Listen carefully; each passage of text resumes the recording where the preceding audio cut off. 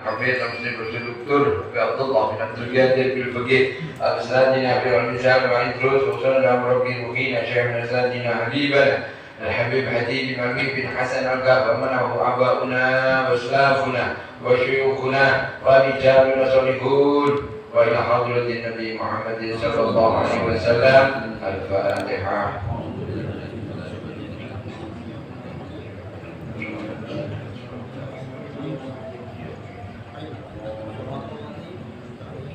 Bismillahirrahmanirrahim. Kalam alif wa nafa'ani wa bi'ulumi bitamin amin ila anqal.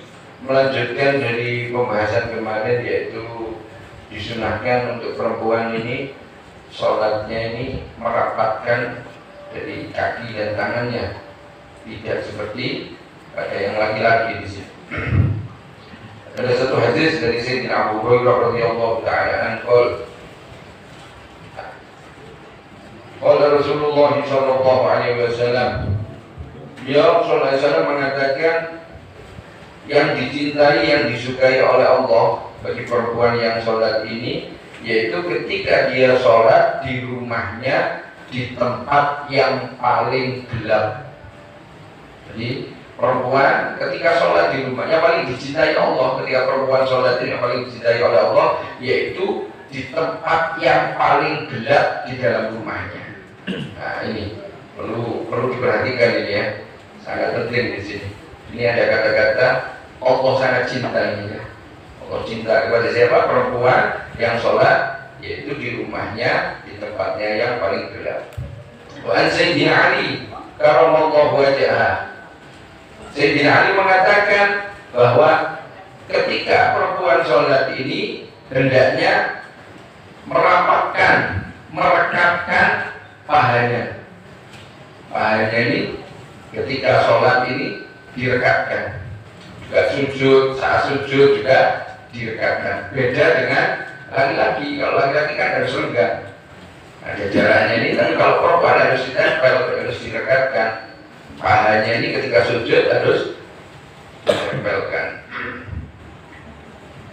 Begitu juga Abdullah bin Abbas, Ibn Abbas di sini mengatakan bahwa ketika perempuan sholat ini harus rapot dan merekat, nempel.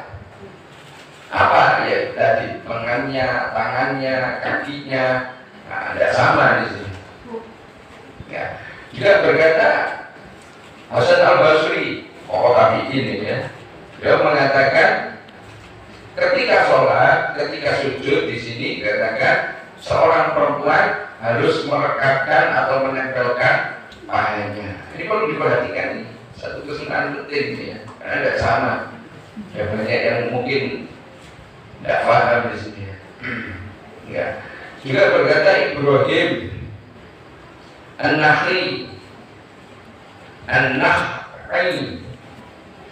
dia mengatakan ketika perempuan sujud itu merapatkan dagingnya, yang dimaksud paha dan perut. Juga antar paha rapat di sini, nempel juga perut dengan paha.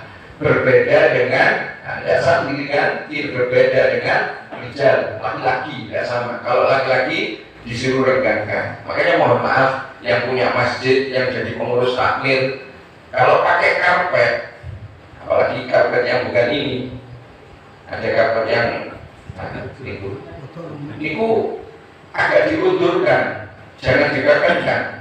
Nanti kalau itu terlalu rapat, yang pertama orang yang sholat sujudnya itu nanti mengkungkung karena pendek, jaraknya pendek.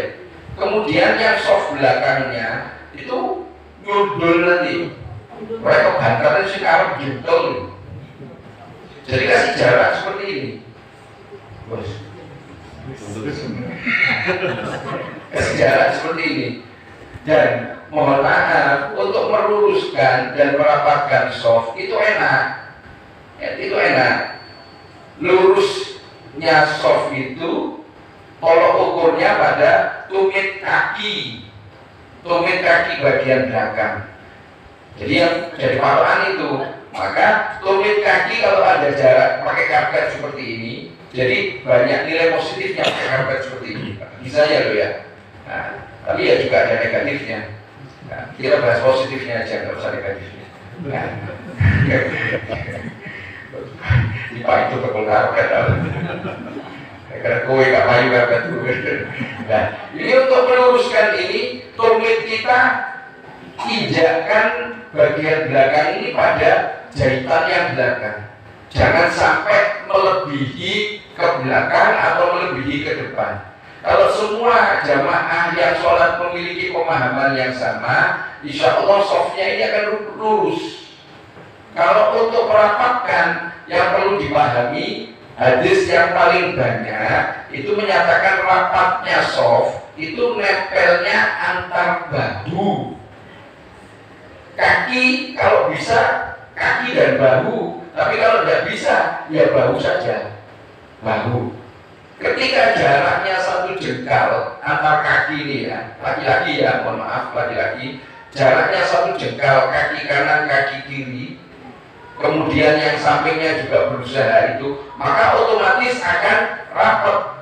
Dan kalau pakai aturan pakai karpet ini menginjakkan tumit di jahitan yang bagian belakang ini tidak melebihi ke depan atau ke belakang, insya Allah softnya ini juga akan lurus. Yang perlu kita perhatikan itu perintah dari Nabi Muhammad SAW dan fadilah keutamaan orang yang meluruskan dan merapatkan soft itu hatinya itu tidak dijadikan geser, tidak sering tukaran. Dari pembacaan orang sering tukaran delok sholat sofi lurus kok gak, rapat kok gak. Itu insya Allah bisa jadi kalau ukur itu hatinya ini dijadikan lunak antar ini tadi. Maka perhatikan imam-imam ini khususnya saya ingatkan, juga ingatkan para makmum ketika jenengan mengingatkan itu melakukan apa yang diperintah Nabi Muhammad SAW. Sawu sufufakum, makmumnya ya delok sikile, ya delok kiwa kanane. Ojo sawu sufufakum sami'na wa ata'na tapi gak obah belas. Nah itu banyak itu, sami'na wa ata'na tapi kalau si obah itu tetap renggang. Yo makmum P akhiran K. Ya. Nah itu harus perhatikan itu. Jadi gerak yang jadi punjer yang tengah, jadi merapatnya ke tengah. Pojok si pojok jadi minio gitu. Jadi tolok ukurnya yang tengah di sini. Kalau perlu seandainya ada jamaah sebelah yang mohon maaf mungkin gak kerungu, tidak terdengar perintah dari imam ini tadi, maka pegang bahunya, koyok mbok rangkul gitu, agak mepet, kan enak, lemah lembut, ya, agak mepet, kurang maju, diingatkan, koma atau langsung dimulai dicek sik sofi, diingatkan. Loh, kalau perlu ada yang bantu imam, soft luruskan, rapatkan. Ya tapi coba dibanter. Soft. Saya ingatkan itu dulu, bukan dulu, sampai sekarang ketika saya sholat. Yang paling sering ketika saya sholat jamaah maghrib dan isya di Ponorogo itu saya selalu mengingatkan, soft, lurus, rapatkan, siwa. Kasih bawa siwa. Saya rokok yoga. Bersiwak, sifat 2 rakaat dengan bersiwak lebih afdol, lebih utama 70 rakaat tanpa siwak. Perkawis ngeten iki kedadi ugemi saya itu tidak main-main jenengan. Maka ibadah kita, khususnya sholat kita akan berkualitas, bernilai tinggi. Kenapa? Karena kita menerapkan apa yang dilakukan, apa yang diajarkan dari baginda Nabi Agung Muhammad Sallallahu Alaihi Wasallam. Banyak fadilah kok. Yang perlu kita pahami, Habib Hadi pernah mengingatkan saya, dan ini saya sampaikan ke jenengan, ajaran perintah yang disampaikan Nabi Muhammad Sallallahu Alaihi Wasallam, atau dengan kata lain sunnah Nabi Muhammad Sallallahu Alaihi Wasallam itu pasti banyak manfaatnya. Manfaat berkah tentu manfaat. Kalau kita tidak mau ikut, repot. Lu betul repot. Rugi kita, rugi besar, sangat rugi. Bahasa saya loh ya, ini versi saya ini, versi saya. Kita hidup itu untuk mengikuti Nabi Muhammad SAW.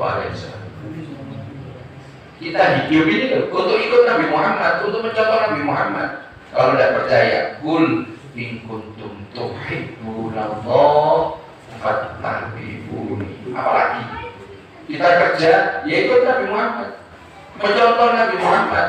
Tapi jangan dipersempit loh ya. Jangan sempit berarti Nabi Muhammad dagang, aku tak dagang aja.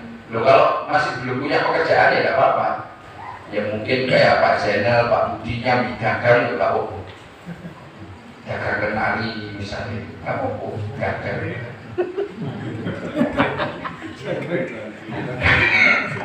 Loh tapi itu dasar dengan itu batalio. Iya. Loh kan Rasulullah berdagang. Rasulullah juga pernah